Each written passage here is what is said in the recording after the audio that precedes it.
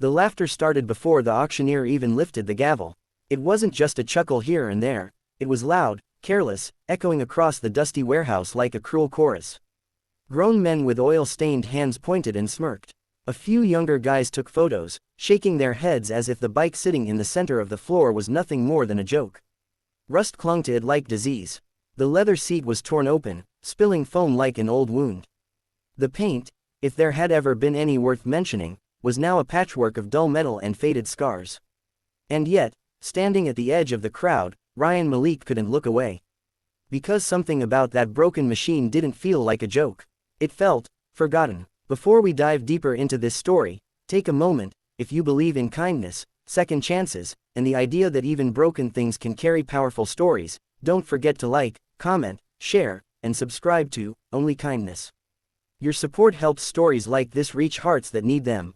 Ryan wasn't like the others in that room. He wasn't there for profit, or for status, or even for the thrill of winning an auction.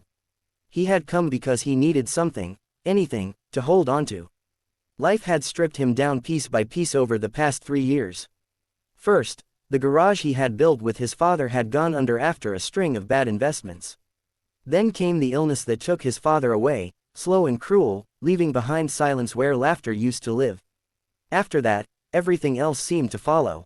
Friends faded, opportunities disappeared, even the small apartment he rented felt less like a home and more like a waiting room for a life that refused to start again. He worked odd jobs now, fixing engines, repairing scooters, doing whatever came his way, but nothing lasted. Nothing felt right, until he saw that bike. It didn't call out in any obvious way. There was no shine, no prestige. But something about the way it sat, stubborn, unyielding despite its condition, felt familiar. Like his father's old workshop on its worst days. Like himself. The auctioneer cleared his throat, still smiling as if he were about to tell a joke. He introduced the bike with a dismissive tone, barely even pretending to sell it. He called it a project for the brave or the foolish, and the room responded with more laughter. Ryan stepped forward. The crowd noticed him then. A thin man in worn jeans, with grease still under his nails and tired eyes that carried too many sleepless nights. Someone muttered something under their breath, and another man laughed louder, nudging his friend as if to say, "Look at this guy." The bidding started low, lower than it should have been, even for a wreck like that. No one raised a hand. Ryan did. The auctioneer blinked, surprised, then nodded. He called out the bid, and for a moment, silence filled the space. Then someone raised the price, not out of interest, but for amusement. A game, a way to stretch the moment and keep the laughter going. Ryan raised his hand again. Back and forth it went, the price climbing slowly, absurdly, for something no one actually wanted. The crowd enjoyed it. They watched Ryan as if he were part of the entertainment, waiting for him to give up. But he didn't. Each time the price rose, something inside him tightened, but also grew stronger. It wasn't about the bike anymore. It was about proving something, even if he couldn't fully explain what. Finally, the other bidder dropped out with a shrug and a smirk. The gavel came down. The laughter faded into scattered chuckles, then into disinterest. People turned away, already focused on the next item, the next distraction. But Ryan stood still, staring at the bike that was now his. Up close, it looked even worse. The rust was deeper than he thought. The engine casing was cracked in places. The handlebars were bent slightly, as if they had been forced into submission. And yet, he reached out, brushing his fingers lightly against the frame. It felt alive. The ride home was quiet. He borrowed a small trailer to haul the bike back to his cramped workspace, a dim, cluttered garage tucked behind a row of aging shops. The place smelled of oil, metal, and memory. It had once been full of laughter, of shared meals and late-night repairs with his father. Now, it was just him. He parked the bike in the center of the room and stared at it for a long time. Then he got to work. The first few days were frustrating. Bolts refused to move, parts crumbled under his touch. Every layer he peeled back revealed another problem hiding beneath. It was the kind of project most mechanics would walk away from. But Ryan didn't, because with each challenge, he felt something he hadn't in a long time. Purpose. He worked through the heat of the day, the sunlight streaming through the cracked windows, casting long shadows across the floor. Sweat dripped from his brow as he disassembled the engine piece by piece, cleaning, inspecting, salvaging what he could. And then, on the fourth day, he found something. It was small, almost invisible, a marking, etched into the inner frame beneath layers of grime. At first, he thought it was just a serial number. But as he cleaned it carefully, his breath caught. Because it wasn't just numbers. It was a name, not written plainly, but engraved in a way that felt deliberate. Personal. Ryan frowned, stepping back. The name felt familiar, like something he had heard long ago but couldn't quite place. He wiped his hands on a rag and reached for his phone, typing it in with slow, uncertain fingers. The results hit him like a storm. Photos, articles, stories. The name belonged to a man whose legend had traveled far beyond the roads he once ruled. A man known for his fierce loyalty, his larger-than-life presence, and the unmistakable roar of the machine he rode. Ryan stared at the screen, then at the broken bike in front of him. His heart began to race. Could it be? It didn't make sense. Why would something like this end up here, in this condition, forgotten and mocked? But the more he looked, the more pieces began to fall into place. The unique modifications, the specific engine configuration, the subtle details that matched old photos almost perfectly. This wasn't just any bike.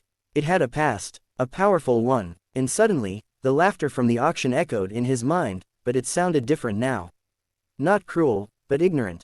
They hadn't known. None of them had, not even him, until now. The weight of it settled over him slowly. This wasn't just a project anymore. It was a responsibility. He began to work differently after that. More carefully, more respectfully. Each part he cleaned felt like uncovering a piece of history. Each repair felt like an act of preservation. Days turned into weeks. The sun rose and set through the same dusty windows, marking the passage of time as Ryan poured everything he had into the bike. There were moments when he almost gave up. When the cost of parts became too much. When exhaustion blurred his vision and doubt crept in, whispering that it wasn't worth it. But then he would remember the name. And the story behind it. And he would keep going. As the bike slowly came back to life, so did something inside him. The garage didn't feel empty anymore. It felt alive again. Like his father's presence lingered in the corners, watching, guiding.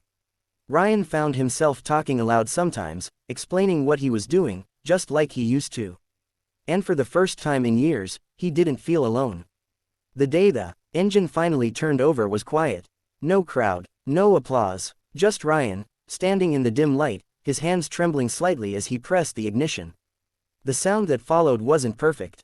It was rough, uneven, but it was real. The bike roared, and in that moment, everything changed. Tears filled his eyes, surprising him. He laughed softly, shaking his head as the sound echoed off the walls.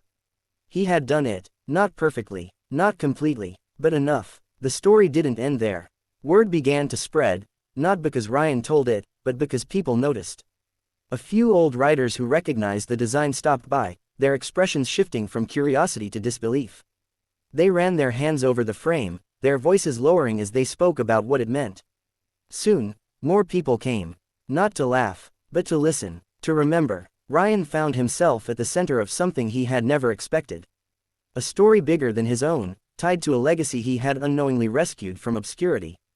But what mattered most wasn't the attention. It was what the journey had given him back. Hope, purpose, a reason to keep going. Now, before this story reaches its final moment, if it has touched you in any way, if you felt the struggle, the quiet resilience, the power of second chances, please take a moment to like, comment, and share. Your engagement helps keep stories like this alive. And here's a special request. Comment, second chance, below if you believe that even the most broken things, and people, deserve another shot at life. Because that's what this was really about. Not just a bike, but a man who refused to give up on something everyone else had already dismissed. On a bright afternoon, under a clear sky, Ryan finally rode the bike out of the garage. The sunlight caught the restored metal, revealing its strength, its history, its scars, now worn with pride instead of shame. The engine roared with confidence this time. People turned to look, not in mockery, but in admiration. And as Ryan rode down the open road, the wind rushing past him, he felt something he hadn't felt in years. Freedom, not because life had suddenly become easy, but because he had faced something broken, and instead of walking away, he had chosen to believe in it. And in doing so, he had found himself again.